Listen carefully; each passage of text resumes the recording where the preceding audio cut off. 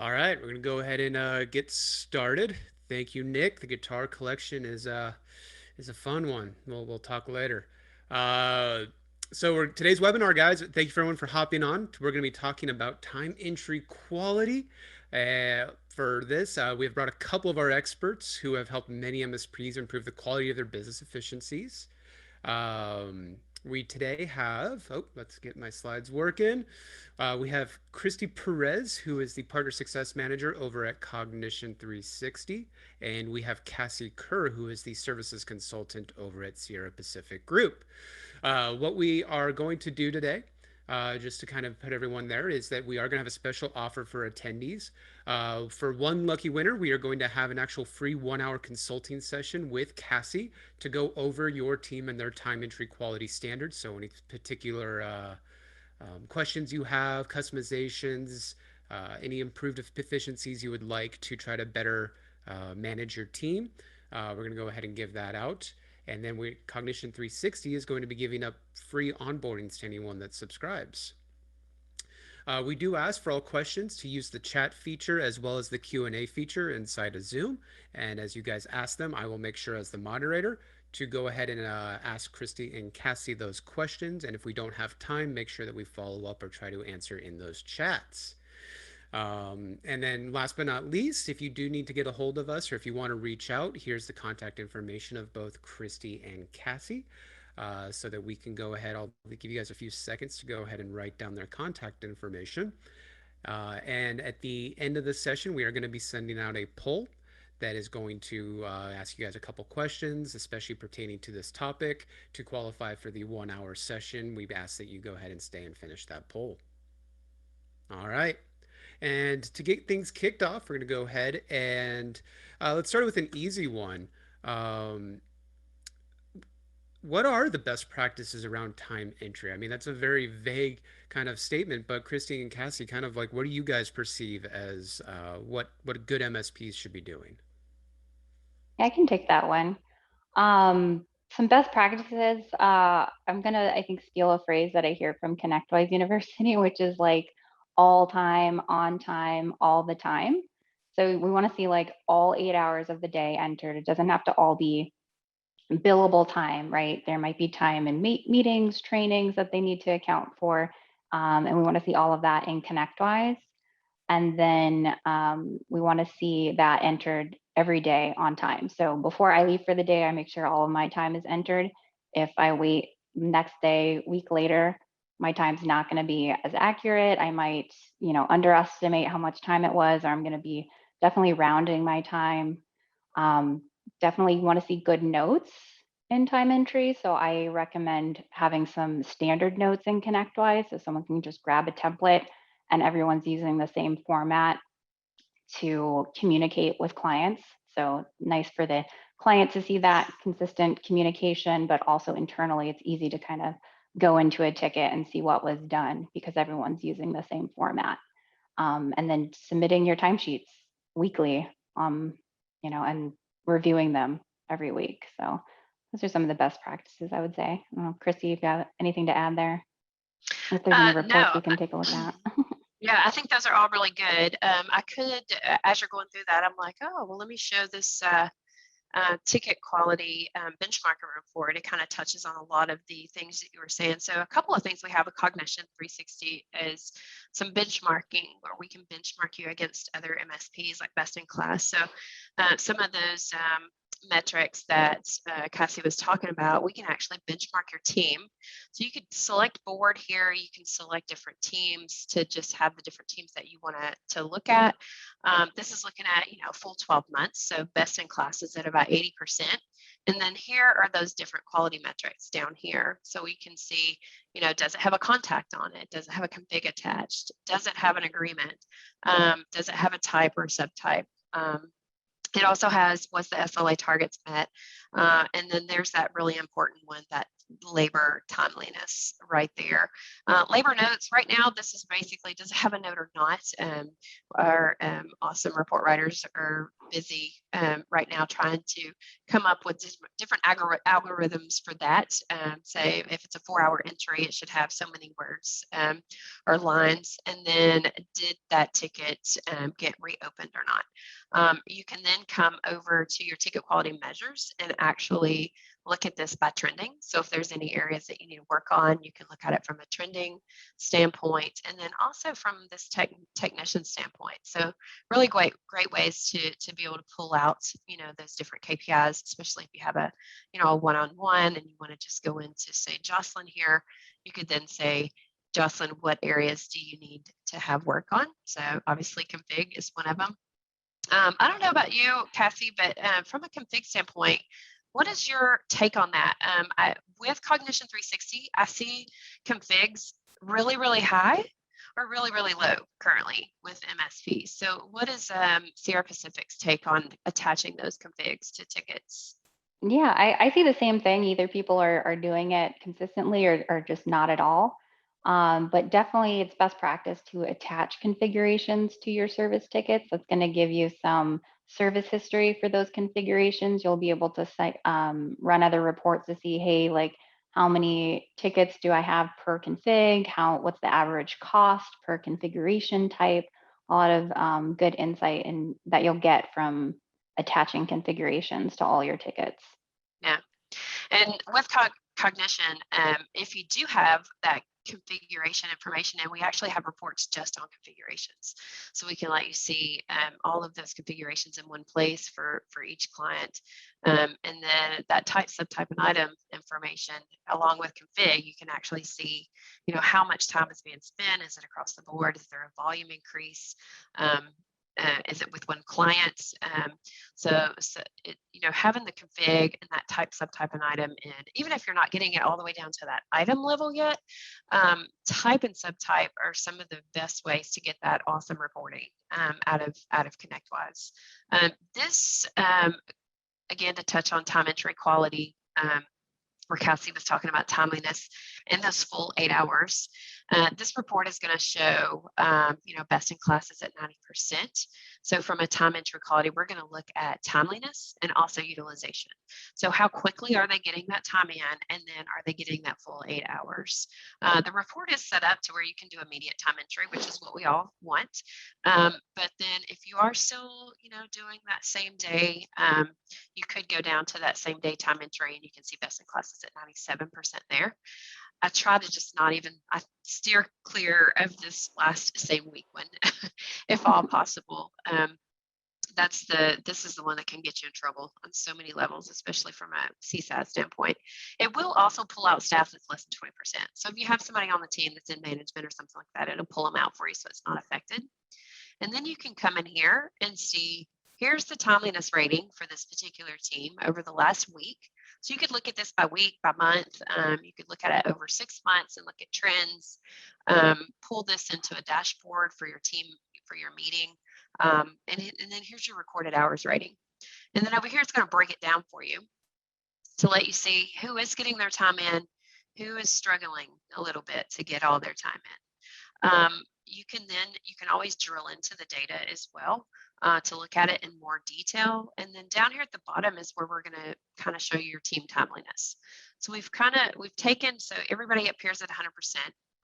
And then if you see somebody with a lower score, like most of these are pretty high, but if I do drill into this timeliness here, it will show you any tickets. This is looking at, 1 week, any ticket that took a while to get in. We're going to score you, in the percentages. 100% means they got it in timely. So if I look at these, 40% tickets, it will sort them for me. So then I can Christy, see real what they quick, we're are. getting some comments that your microphone's a little hard to hear. That mine is? Nope, that's a lot better. Oh, sorry about that. So here you can see score explanation. So time entered anytime next day is the reason they got that 40% score. The important thing to look at here, sometimes they're charge codes and you're kind of okay with that. Based on what Cassie says, you should still get those in by the end of the day. But if they're a ticket, an agreement, and then you can see here, this time was put in it was an 8:45 to 9:30 time entry, not put in until the 22nd. And there's that rounded time she was talking about. So if it doesn't go in, You can see these are all pretty much rounded entries if they're going in the next day. There's just no way for you to remember exactly what it was. And then that really messes up your efficiency and your utilization numbers. Could also really mess up your profitability on those agreements too. So when it comes to the throughout the day and with that 8 hours, a lot of times we hear the comment of, "Hey, we're having a hard time getting our engineers to put their time in consistently." More of a behavioral kind of process. Do you have any recommendations to get them to do that on a regular basis? Yeah, I think it's especially if you haven't had the policy. Like I work with some clients right now where their policy is, hey, you just have to have all your time in by Monday the next week. So if now you're trying to get them into the new rhythm of all time needs to be entered, by the end of the day, preferably like right after you work for it, real time entry is what we really want to see. But just do, week by week, say, hey, like this is what our goals are. Um, you know, this week we want to see 8 hours in every day.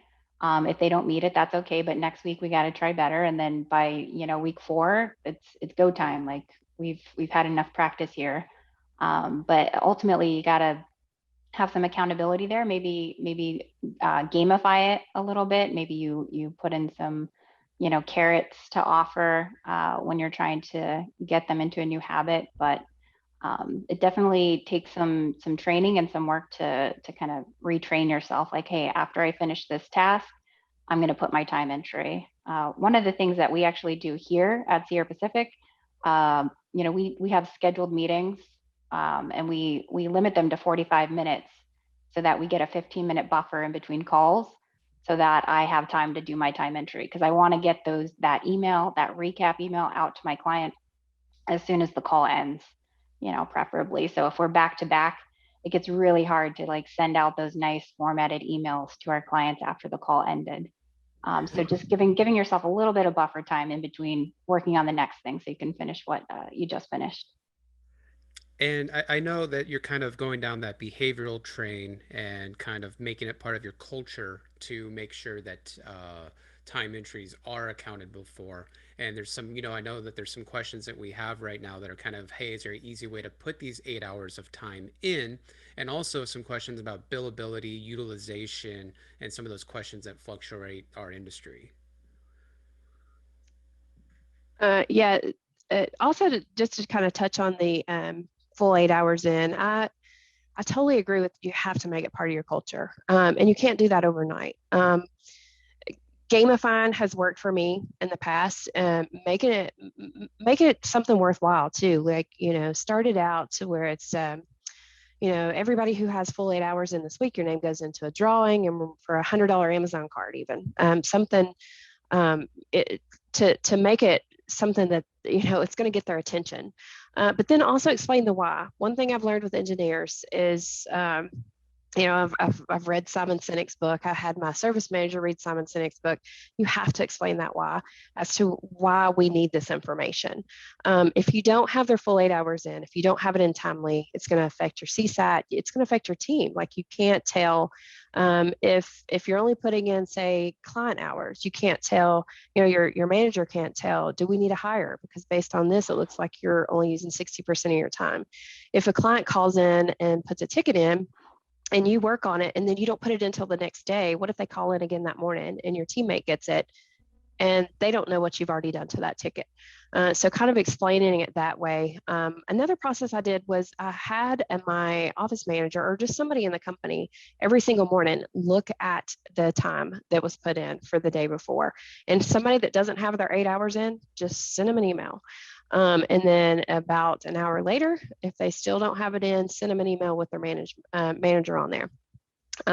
Sounds like it wouldn't work, but it's worked with me at the last 2 MSPs I was at, and it took about 4 weeks.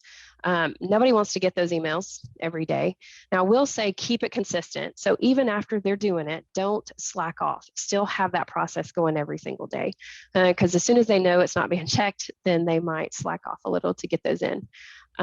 This utilization report right here kind of touches on some of that utilization stuff you were just talking about, Kyle. This report will let you see, here's the available hours that they have, pulled out PTO, and then how much of that time was utilized. So how much of that time with cognition is how much of that time went onto a timesheet?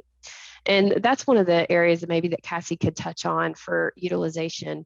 Like, Cassie, how do you feel like when you say all hours should be put on the timesheet? What do you like? I've heard people say, "What do I do about lunch?" Or "What if I have hourly employees?" How do you feel about a admin time wrap? Those kind of things. What are your approaches or thoughts to that? Yeah, so we definitely coach to put in like the admin, wrap at the end of the day to kind of catch all that miscellaneous time in between tickets that you might be working. Trying to account for as much time as possible in maybe other charge codes like meetings, trainings, right? If you had sick time or PTO, putting that in there. And kind of trying to limit as much as possible what the admin time is. Yeah. For lunches, I do see that a lot of times partners are putting in a time entry for lunch because they need to, they need it for reporting purposes or payroll or HR type purposes. But what I recommend if you need to get lunch entered into ConnectWise, Mhm. um, let's say I take lunch from 12 to 1, so I make a little time entry from 12 to 1, I would use that deduct field at the end of that to deduct the hour. So you're not Mhm. actually adding in the time into your timesheet, right? You don't work 9 hours a day, you work 8 hours a Right. day. So you Right. want to see what that is, right? Because on Yeah. this report that you're showing, right, that utilized time, which is all the time I put into my timesheet, right? If you're putting in 45, but you're only available 40, it's going to look like you're overutilized, which isn't quite Correct. true, right? Because lunch Yep. is a break. So we had an interesting question, I think, that goes along that kind of perspective a little bit from Andrew. And it's asked, are there any tools that can help train techs on executing this as far as the actual time entry behavior? Because more often than not, I feel I see engineers and techs staging a silent objection to these practices. And I'm assuming that is the time entry behavior or documentation standards. Any Yeah, thoughts on there's that? Yeah, so I mean, one thing that you can do that's already built into ConnectWise, Christy mentioned she would email the members every morning. There's a time reminder email option inside the member setting of ConnectWise. So you can put in there, hey, you need to get in, let's say 5 hours every Mhm. day, and you can give them a day's tolerance. So, if you're just starting out, maybe it's 1 or 2 days. And if the time's not in, it's going to send an automatic email reminder and it's going to CC their time approver. So that'll be like that little nagging alert that can kind of help. There is a third party integrated tool called Time Sanity. I've never personally used it, but I have some partners that swear by it. And it's basically like you put in rules that you want the app to look for, like maybe if they're putting in, if it sees a 12-hour time entry, it's going to say, hey, no, that doesn't look right. Or looking at work types and things like maybe, so I don't know like all the roles it can do, but definitely worth looking into. I know it can do a lot of like automated notifications if it sees something that doesn't look right. Yeah. Now, I I guess also maybe. I also think just putting up a dashboard works. From what I've found is, a lot of times engineers are super competitive. So if you throw up a dashboard that shows these people always have their time in and these don't, then they don't want to see that. Another thing I did, if you do have a daily huddle in the morning with all of your engineers, make it a KPI in your huddle. Just say when it's their turn to go, X of 8 hours entered for yesterday. Nobody wants to keep saying 6 of 8 hours or seven. You want to say eight. And if they're not, that manager is going to hear that. Is one way to look at that.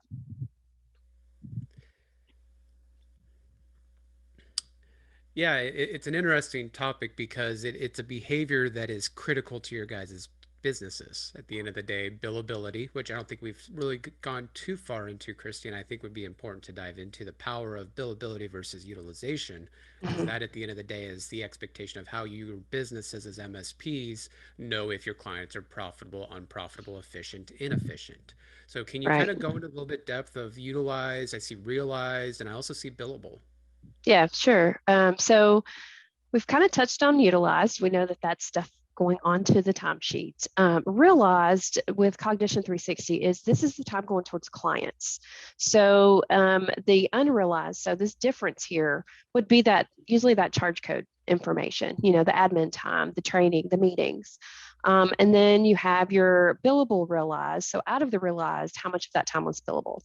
So it might be that you had some no charge or do not bill time in there as a client as well. And then this last column over here will show how many hours per day that each technician was billable. So like for help desk, for instance, if you've got a help desk team and then, they're knocking out tickets back to back. What I see best in class for a true help desk team, probably 60 to 70% billable is what you want to look for.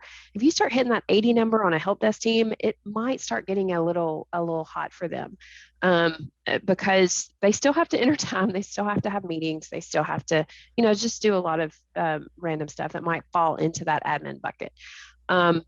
You can also drill into this time. So if you ever see anything that doesn't look right, or you've got someone that just has a lower billable for that day, you can then drill in, why did they have, so many do not bill hours that particular day is one way to look at it. Another report that we have, talking about, getting all that time in, we have this work type cost report.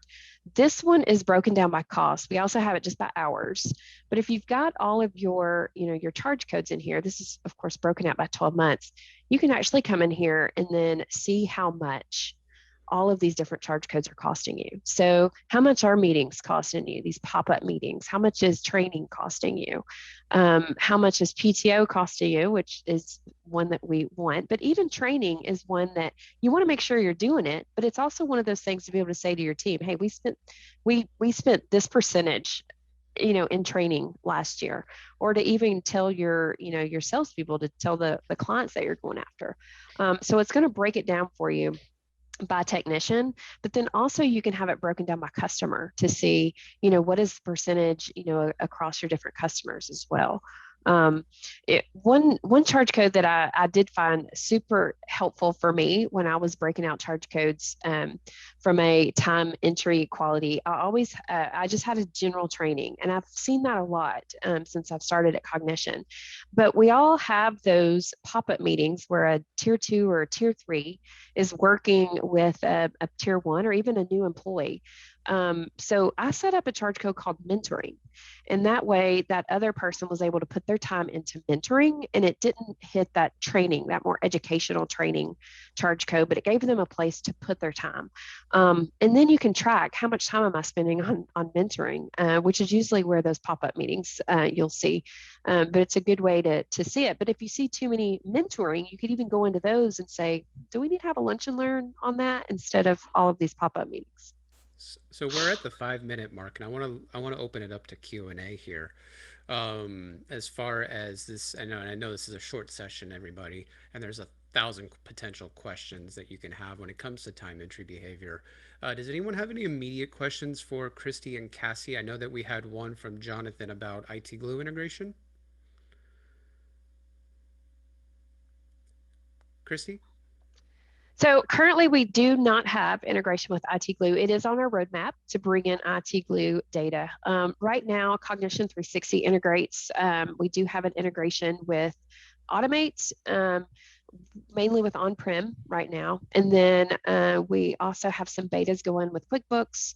But IT Glue is on that roadmap, along with we're doing some beta work with Lion Guard right now. So it is in the pipeline, I guess, kind of to get that stuff pushed out. But right now, really, it's just ConnectWise data. But if you have all that IT Glue information going into ConnectWise, then yes, we can report on it.